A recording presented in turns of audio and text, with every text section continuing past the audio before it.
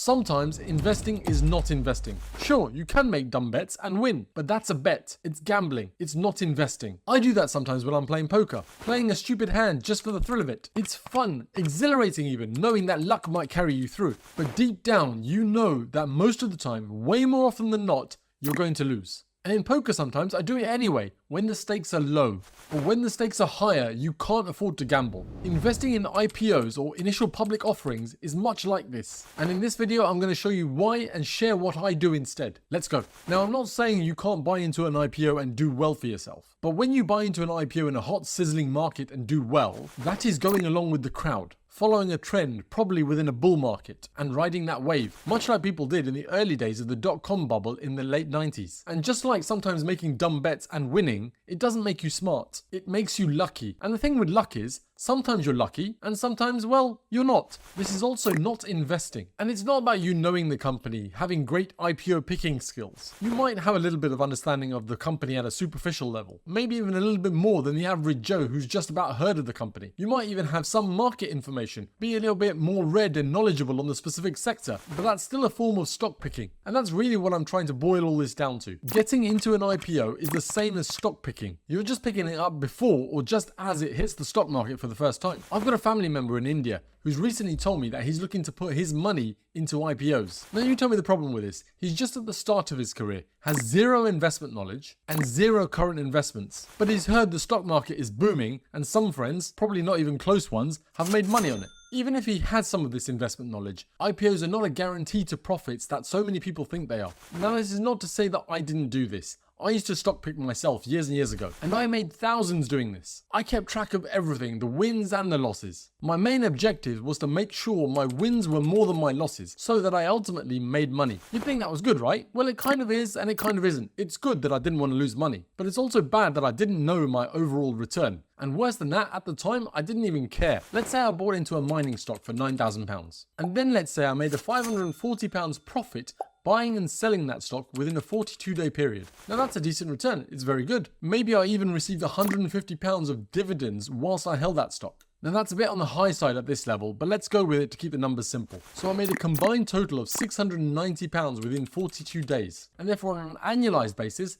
that profit amounts to about 7.67%. Now don't get me wrong, that's still a good rate, but would I be able to replicate that rate? And are you comfortable with that level of return, given that the risk you took of putting all that money into just one stock? With IPOs, where people are being offered an opportunity to take part in the listing of a new company on the stock market, I've been there and I've been pulled into all this hype. It can all sound very exciting, but the thing to recognize is that it's still stock picking, as I said earlier. If this is your day job, picking stocks or putting institutional money into IPOs, with a solid risk management policy behind you, setting target price points where profits can be taken, or stop losses to minimize your downside, or some other written down market strategy, then fine. This is not the space I operate in and not the space most people operate in. But still, people think they have a strategy. They mostly don't even know the fundamentals of the company beyond what the company's own IPO marketing statements say. And if they have a stop loss on their minds on getting out, or a target price point at which they'll take profits, then I'd be willing to bet that most of them have severely underestimated the power of fear and greed at these moments. They will have underestimated the power of fear when faced with taking a loss. Even if it's a loss that you have told yourself you would take if the stock price drops to a particular level. And they will have underestimated the power of greed if their stock rises to a target profit price. And they'd be thinking about making even more money by leaving their stock in just that little bit longer. This target price has been reached so quickly. Surely another 5, 10% or even more is very easy to achieve. Why would I leave that on the table? What if I sold, took a profit, and then the price continued to rise? Oh, I'd kick myself. And so all of those strategies that are in your head but not written down would be at the mercy of your fear emotions and your greed emotions when those prices are reached. I know this because I have experienced it. And to some degree, in some of the things I do, I continue to experience this. Not in my index fund investing, of course, but in other things. I even write down my exit points, my stop losses and my target profit price levels. But even then, I have to fight my emotions when those price points arrive to ensure I execute the trade as planned, despite my emotions and all those illogical hopes that we cling on to. Or what if it turns just after I I exit the trade and take a small loss? Or on the other hand, what if it goes up even more after I've exited the trade and taken a profit?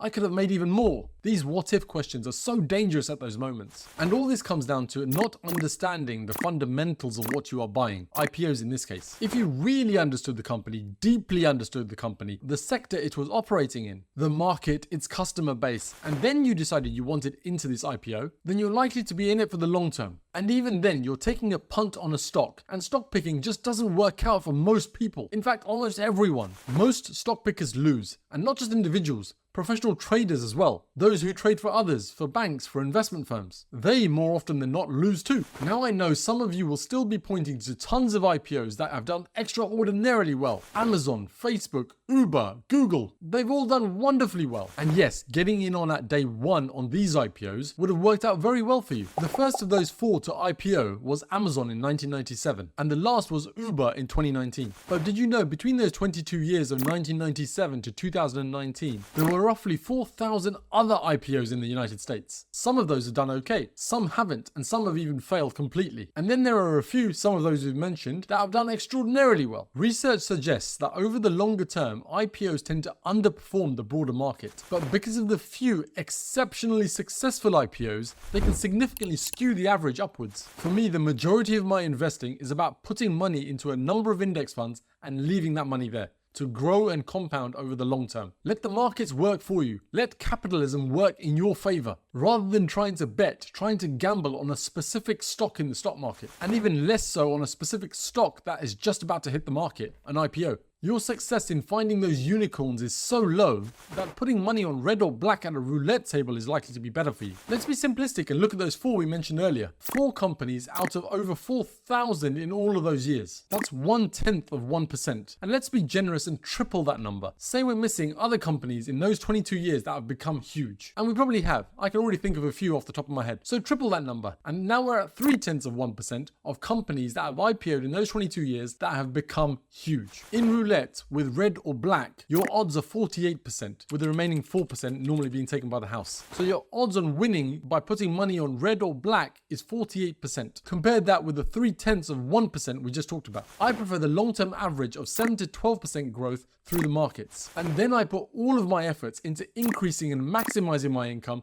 to build my wealth faster. If you want to flutter, by all means do it. I like the old flutter from time to time as well. And despite all I've just said, I sometimes look for stocks too. The difference is I do this for fun. I don't do it and consider it investing. It's fun. It's the highs, the lows, the adrenaline rush. I like all that, but it's not investing. I put money into the markets using a specific fund allocation, and then I leave that to ride for the long term. If I had £10,000, then I might set aside £9,500 to put into the markets like I described. The other £500 I might set aside for stock picking, for fun, but just 5%. This is the amount I would allocate to fun alongside the more serious investing. And this £500, I may lose it. And that's okay, because I'm not considering it as part of my long-term financial future. Sure, if it does really well, then it may one day become part of that financial future. But at the moment, it's me placing bets, trusting what I might have researched, what I've analysed, my gut, and ultimately feeding my need for excitement. With £100,000, I might set aside £1,000 to £2,000 for this need. But notice, while the £100,000 is bigger than the £10,000, the percentage set aside is actually smaller, at 1 to 2% rather than 5%.